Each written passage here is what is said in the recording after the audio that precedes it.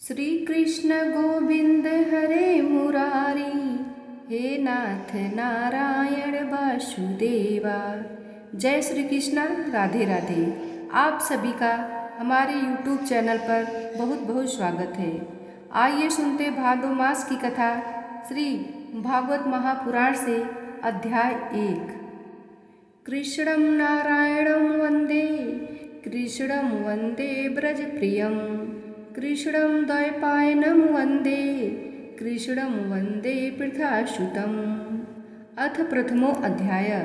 देवर्षि नारद की भक्ति से भेंट। सच्चिदानंद स्वरूप भगवान श्री कृष्ण को हम नमस्कार करते हैं, जो जगत की उत्पत्ति, स्थिति और विनाश के हेतु तथा आध्यात्मिक, आदि दैविक और आदि भौतिक तीनों प्रकार के तापों का नाश करने वाले हैं। जिस समय श्री सुखदेव जी का यज्ञोपवीत संस्कार भी नहीं हुआ था तथा लौकिक वैदिक कर्मों के अनुष्ठान का अवसर भी नहीं आया था, तभी उन्हें अकेले ही संन्यास लेने के लिए घर से जाते देखकर उनके पिता व्यास जी विरह से कातर होकर पुकारने लगे, बेटा बेटा, तुम कहाँ जा रहे हो? उस समय वृक्षों ने तन्मय होने के कारण श्री सुखदेव जी की ओर से उत्तर दिया, ऐसे सर्वभूत हृदय स्वरूप श्री सुखदेव मुनि को मैं नमस्कार करता हूँ। एक बार भगवत कथा अमृत का रसास्वादन करने में कुशल मुनिवर शौनक जी ने नैमिषारण्य क्षेत्र में विराजमान महामती सूत जी को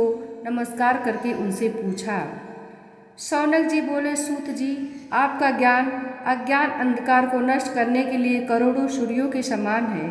आप हमारे कानों के लिए रसायन अमृत स्वरूप सार गर्भित कथा कहिए। भक्ति, ज्ञान और वैराग्य से प्राप्त होने वाले महान विवेक की वृद्धि किस प्रकार होती है तथा वैष्णव लोग किस प्रकार इस माया मोह से अपना पीछा छुड़ाते हैं।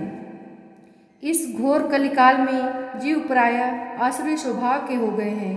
विविध क्लेशों से आक्रांत इन जीवों को शुद्ध बनाने का सर्वश्रेष्ठ उपाय क्या है? सूत जी, आप हमें कोई ऐसा शाश्वत साधन बताइए जो सबसे अधिक कल्याणकारी तथा पवित्र करने वालों में भी पवित्र हो तथा जो भगवान श्री कृष्ण की प्राप्ति करा दे। चिंतामणि केवल लौकिक सुख दे सकती है और कल्पवृक्ष अधिक से अधिक स्वर्गीय संपत्ति दे सकता है, परंतु गुरुदेव प्रसन्न होकर भगवान का योगी दुर्लभ नित्य वैकुंठ धाम दे देते हैं। सूत जी ने कहा, शौनक जी, तुम्हारे हृदय में भगवान का प्रेम है, इसलिए मैं विचार कर तुम्हें संपूर्ण सिद्धांतों का निष्कर्ष सुनाता हूँ, जो जन्म मृत्यु के भय का नाश कर देता है, जो भक्ति के प्रवाह को बढ़ाता है और भगवान श्री कृष्ण की प्रसन्नता का प्रधान कारण है। मैं तुम्हें वह साधन बतलाता हूँ, उसे सावधान होकर सुनो। श्री सुखदेव जी ने कलयुग में जीवों के काल रूपी सर्प के मुख का ग्रास होने के त्रास का आत्यंतिक नाश करने के लिए श्रीमद् भागवत शास्त्र का प्रवचन किया है। मन की शुद्धि के लिए इससे बढ़कर कोई साधन नहीं है। जब मनुष्य के जन्म जन्मांतर का पुण्य उदय होता है, तभी उसे इस भागवत शास्त्र की प्राप्ति होती है। जब सुखदेव जी राजा परीक्षित को यह कथा सुनाने के लिए सभा में विराजमान हुए, तब देवता लोग उनके पास अमृत का कलश लेकर आए। देवता अपना काम बनाने में बड़े कुशल होते हैं, अतः यहाँ भी सबने सुखदेव मुनि को नमस्कार करके कहा, आप यह अमृत लेकर बदले में हमें कथामृत का दान कर दीजिए। इस प्रकार परस्पर विनिमय अदला बदली हो जाने पर राजा परीक्षित अमृत का पान करें और हम सब श्रीमद् भागवत रूप अमृत का पान करेंगे। इस संसार में कहाँ कांच और कहाँ महामूल्य मणि तथा कहाँ सुधा और कहाँ कथा। श्री सुखदेव जी ने यह सोचकर उस समय देवताओं की हंसी उड़ा दी। उन्हें भक्ति शून्य कथा का अनधिकारी जानकर कथामृत का दान नहीं किया। इस प्रकार यह श्रीमद् भागवत की कथा देवताओं को भी दुर्लभ है। पूर्व काल में श्रीमद् भागवत के श्रवण से ही राजा परीक्षित की मुक्ति देखकर ब्रह्मा जी को भी बड़ा आश्चर्य हुआ था। उन्होंने सत्यलोक में तराजू बांध कर सब साधनों को तौला। अन्य सभी साधन तौल में हल्के पड़ गए। अपने महत्व के कारण भागवत ही सबसे भारी रहा। यह देखकर सभी ऋषियों को बड़ा विस्मय हुआ। उन्होंने कलयुग में इस भगवत रूप भागवत शास्त्र को ही पढ़ने सुनने से तत्काल मोक्ष देने वाला निश्चय किया। सप्ताह विधि से श्रवण करने पर यह निश्चय भक्ति प्रदान करता है। पूर्व काल में इसे दयापरायण सनकादि ने देवर्षि नारद को सुनाया था। यद्यपि देवर्षि ने पहले ब्रह्मा जी के मुख से इसे श्रवण कर लिया था, तथापि सप्ताह श्रवण की विधि तो उन्हें सनकादि ने ही बताई थी। शौनक जी ने पूछा, सांसारिक प्रपंच से मुक्त एवं विचरणशील नारद जी का सनकादि के साथ संयोग कहाँ हुआ और विधि विधान के श्रवण में उनकी प्रीति कैसे हुई? सूत जी ने कहा, अब मैं तुम्हें वह भक्तिपूर्ण कथानक सुनाता हूँ जो श्री सुखदेव जी ने मुझे अपना अनन्य शिष्य जानकर एकांत में सुनाया था। एक दिन विशालापुरी में वे चारों निर्मल ऋषि सत्संग के लिए आए। वहाँ उन्होंने नारद जी को देखा। सनकादि ने पूछा, ब्राह्मण, आपका मुख उदास क्यों हो रहा है? आप चिंतातुर कैसे हैं? इतनी जल्दी जल्दी आप कहाँ जा रहे हैं और आपका आगमन कहाँ से हो रहा है? इस समय तो आप उस पुरुष के समान व्याकुल जान पड़ते हैं जिसका सारा धन लुट गया हो। आप जैसे आसक्ति रहित पुरुषों के लिए यह उचित नहीं है, इसका कारण बताइए। नारद जी ने कहा, मैं सर्वोत्तम लोक समझकर पृथ्वी में आया था।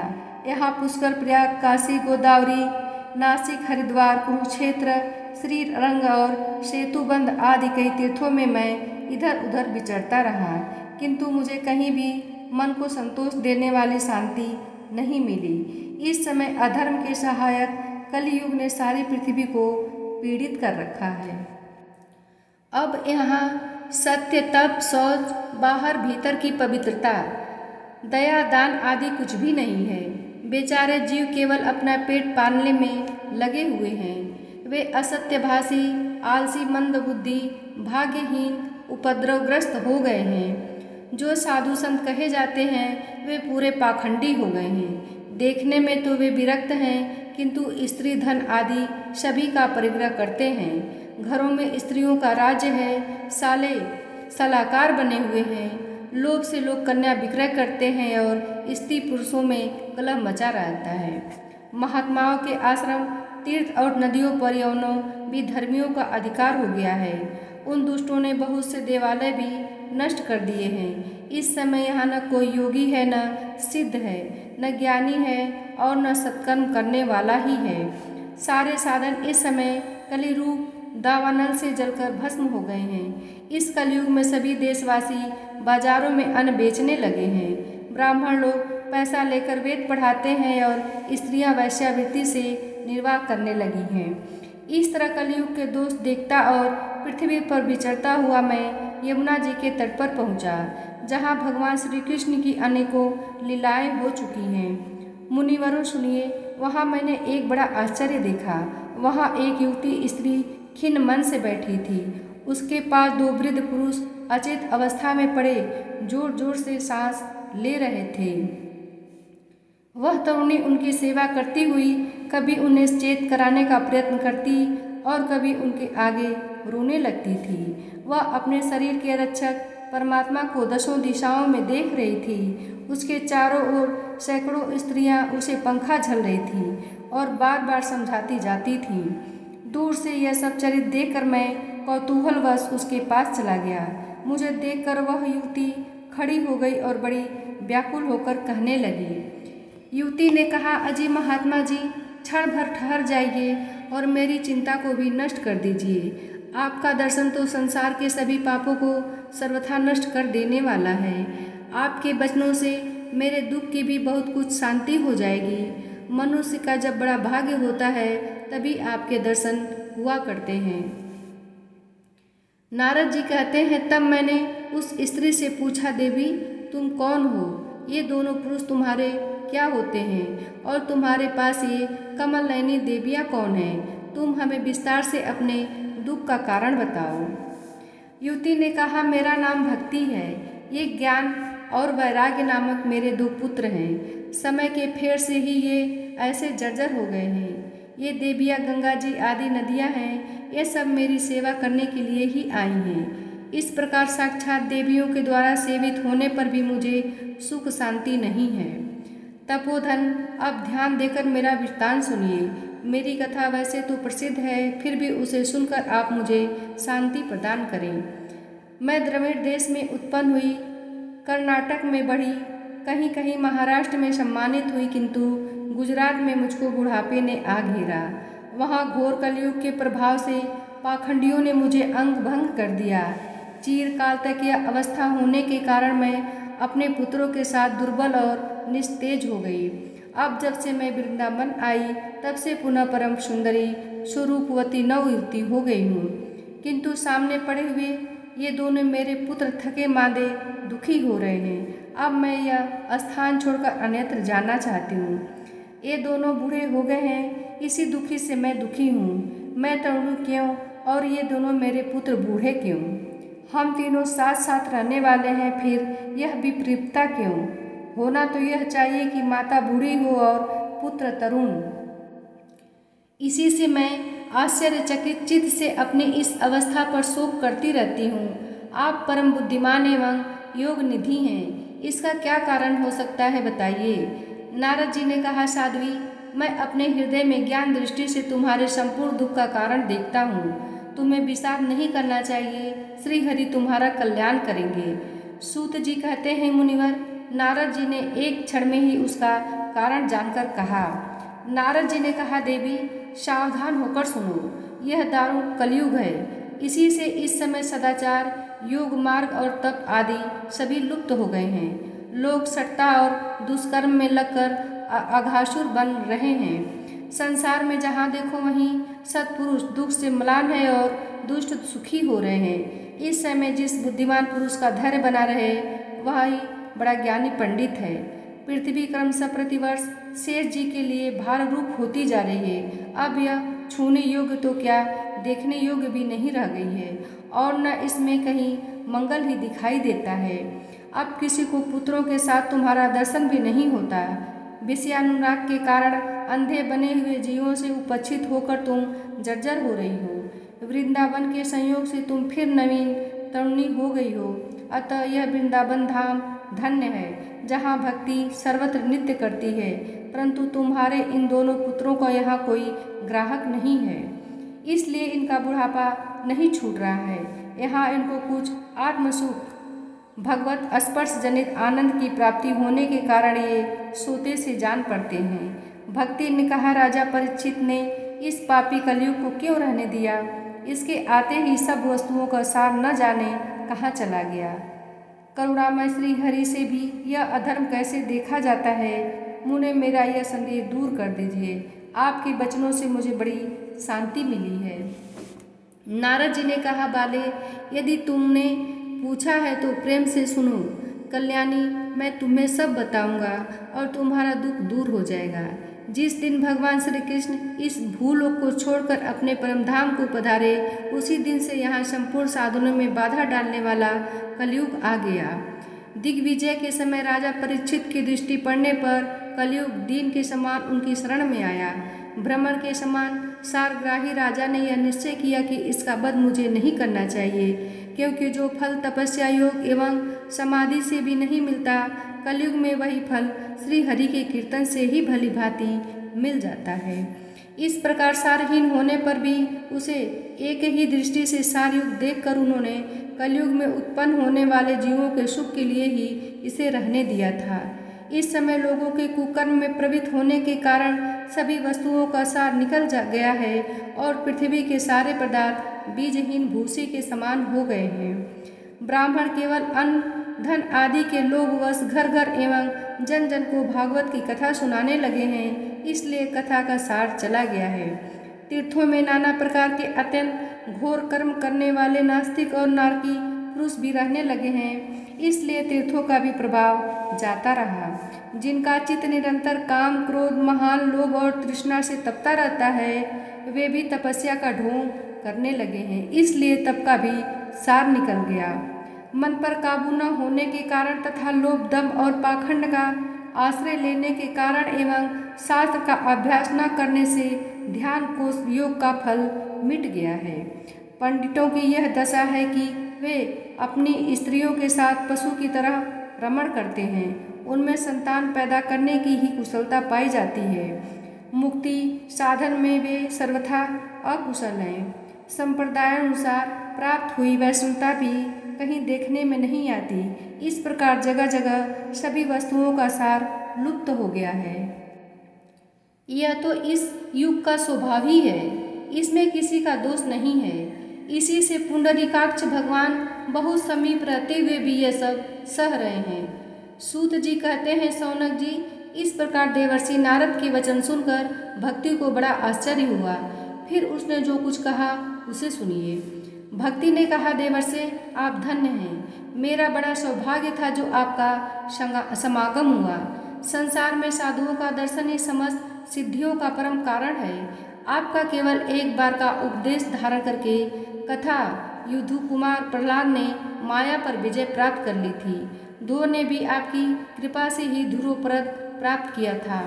आप सर्वमंगलमय और साक्षात श्री ब्रह्मा जी के पुत्र हैं। मैं आपको नमस्कार करती हूँ। नारद जी ने कहा, बाले, तुम व्यर्थ ही अपने को क्यों खेद में डाल रही हो? अरे तुम इतनी चिंतातुर क्यों हो? भगवान श्री कृष्ण के चरण कमलों का चिंतन करो। उनकी कृपा से तुम्हारा सारा दुख दूर हो जाएगा। जिन्होंने कौरवों के अत्याचार से द्रौपदी की रक्षा की थी और गोप सुंदरियों को सनाथ किया था, वे श्री कृष्ण कहीं चले थोड़ी ही गए हैं। फिर तुम तो भक्ति हो और सदा उन्हें प्राणों से भी प्यारी हो। तुम्हारे बुलाने पर तो भगवान नीचों के घर में भी चले जाते हैं। सत्य, त्रेता और द्वापर, इन 3 युगों में ज्ञान और वैराग्य मुक्ति के साधन थे, किंतु कलयुग में तो केवल भक्ति ही ब्रह्म सायुज मोक्ष की प्राप्ति कराने वाली है। यह सोचकर ही परमानंद चिन्ह मूर्ति ज्ञान स्वरूप श्रीहरि ने अपने सत्व स्वरूप से तुम्हें रचा है। तुम साक्षात श्री कृष्णचंद्र की प्रिया और परम सुंदरी हो। एक बार जब तुमने हाथ जोड़कर पूछा था कि मैं क्या करूं, तब भगवान ने तुम्हें यही आज्ञा दी थी कि मेरे भक्तों का पोषण करो। तुमने भगवान की वह आज्ञा स्वीकार कर ली।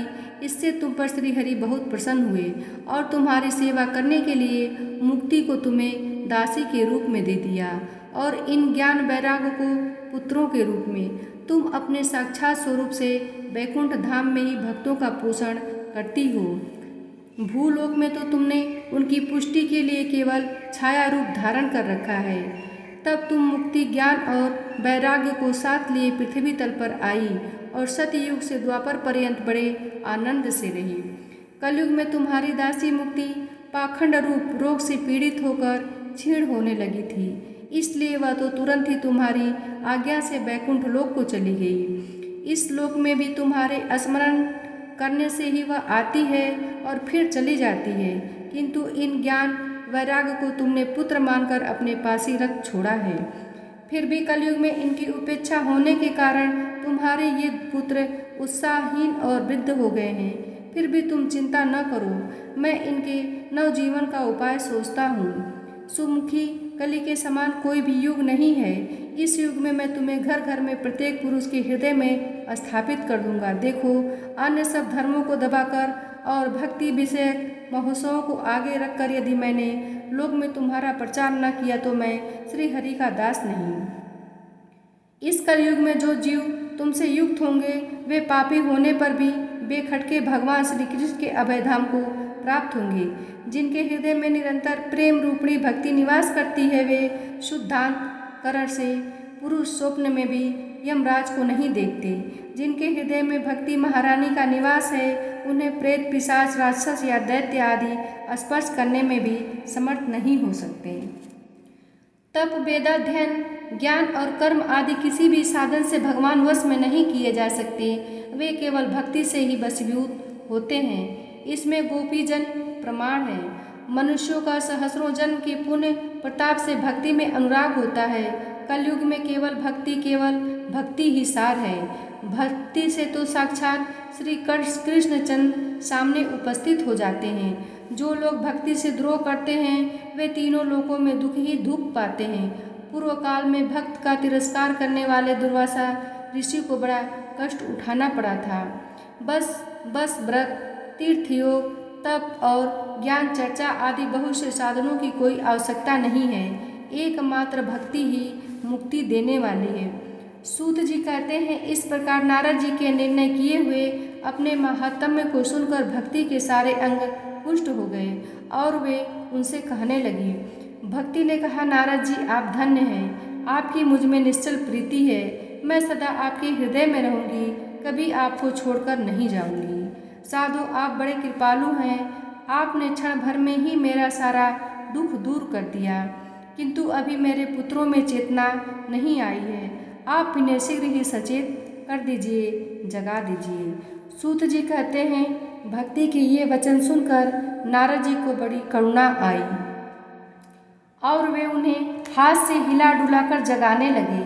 फिर उनके कान के पास मुंह लगाकर जोर से कहा, ओ ज्ञान जल्दी जग पड़ो, ओ वैराग्य जल्दी जग पड़ो। फिर उन्होंने वेद ध्वनि, वेदांत घोष और बार बार गीता पाठ करके उन्हें जगाया। इससे वे जैसे तैसे बहुत जोर लगाकर उठे, किंतु आलस्य के कारण वे दोनों जम्हाई लेते रहे, नेत्र उघाड़कर देख भी नहीं सके। उनके बाल बगुलों की तरह सफ़ेद हो गए थे, उनके अंग प्राय सूखे काठ के समान निस्तेज और कठोर हो गए थे। इस प्रकार भूख प्यास के मारे अत्यंत दुर्बल होने के कारण उन्हें फिर सोते देख नारद जी को बड़ी चिंता हुई और वे सोचने लगे, अब मुझे क्या करना चाहिए।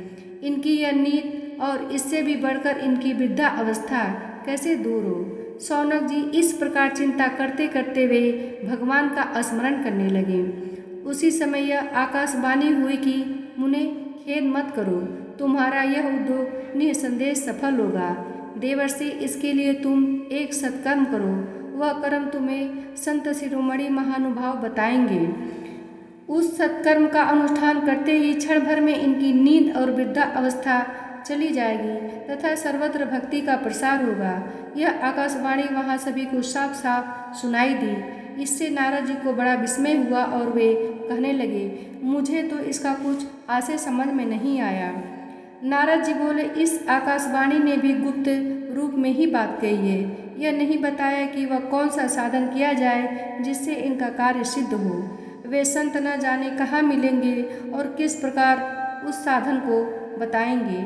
अब आकाशवाणी ने जो कुछ कहा है उसके अनुसार मुझे क्या करना चाहिए। सूत जी कहते हैं, शौनक जी तब ज्ञान वैराग्य दोनों को वहीं छोड़कर नारद मुनि वहाँ से चल पड़े और प्रत्येक तीर्थ में जा जाकर मार्ग में मिलने वाले मुनीश्वरों से वह साधन पूछने लगे।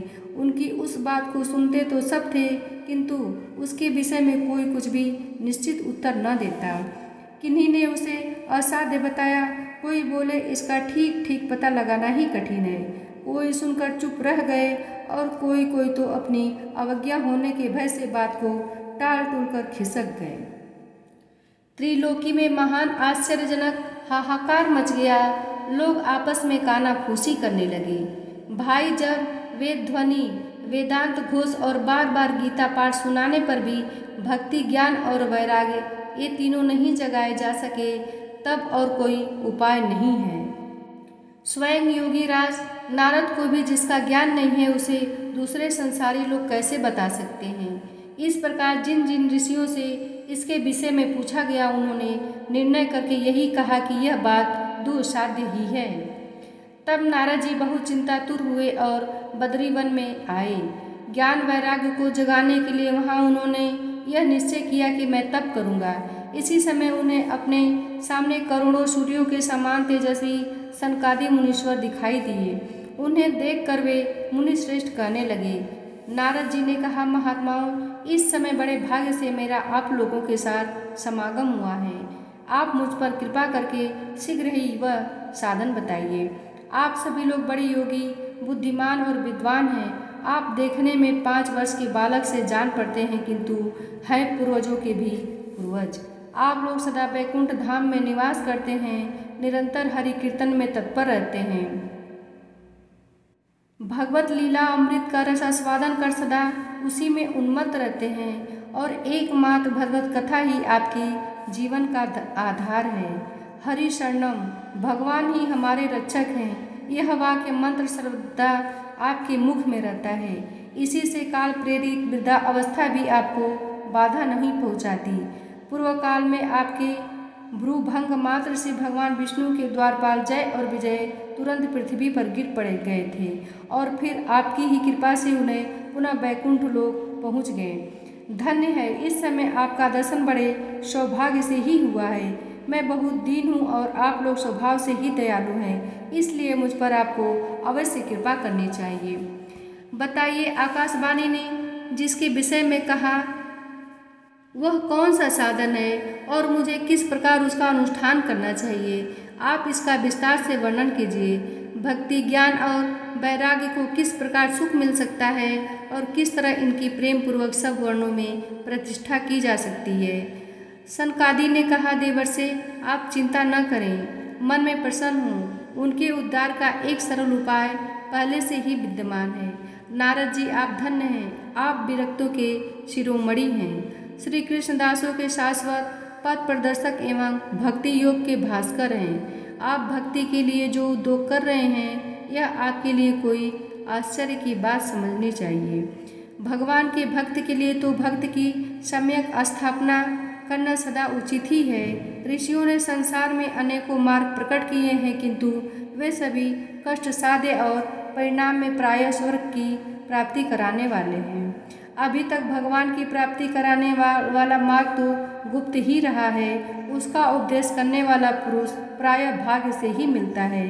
आपको आकाशवाणी ने जिस सत्कर्म का संचित किया है उसे हम बतलाते हैं। आप प्रसन्न और समाहित चित्त होकर सुनिए। नारद जी, द्रव्य यज्ञ, तपो यज्ञ, योग यज्ञ और स्व अध्याय रूप ज्ञान यज्ञ, ये सब तो स्वर्ग आदि की प्राप्ति कराने वाले कर्म की ही ओर संकेत करते हैं। पंडितों ने ज्ञान यज्ञ को ही सत्कर्म मुक्तिदायक कर्म का सूचक माना है। वह श्रीमद् भागवत का पारायण है, जिसका ज्ञान सुकादि महानुभाव ने किया है। उसके शब्द सुनने से ही भक्ति, ज्ञान और वैराग्य को बड़ा बल मिलेगा।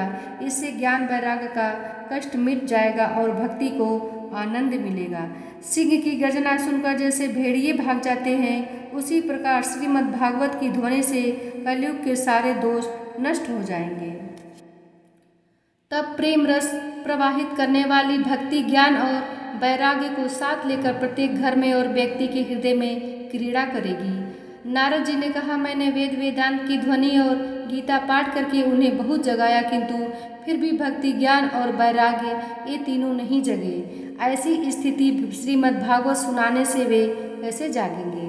क्योंकि उस कथा के प्रत्येक श्लोक और प्रत्येक पद में भी वेदों का ही तो सारांश है। आप लोग शरणागत वत्सल हैं तथा आपका दर्शन कभी व्यर्थ नहीं होता, इसलिए मेरा यह संदेह दूर कर दीजिए, इस कार्य में विलंब न कीजिए। सनकादि ने कहा, श्रीमद् भागवत की कथा वेद और उपनिषदों के सार से बनी है, इसलिए उनसे अलग उनकी फल रूपा होने के कारण वह बड़ी उत्तम जान पड़ती है।